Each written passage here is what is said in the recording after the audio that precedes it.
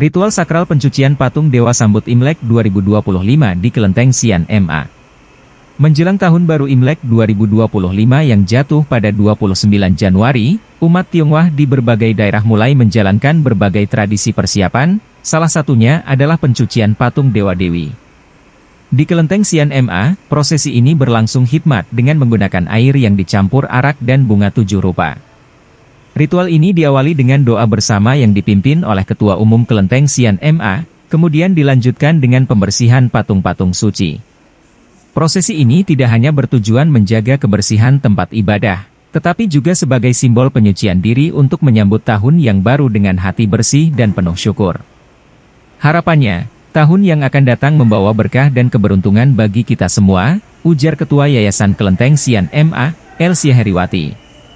Prosesi pencucian tahun ini memiliki sedikit perbedaan dibanding tahun sebelumnya, di mana pembersihan dimulai dari lantai dasar, bukan dari lantai 5. Patung Dewi Sian MA dibersihkan langsung oleh Ketua Yayasan dan pengurus wanita.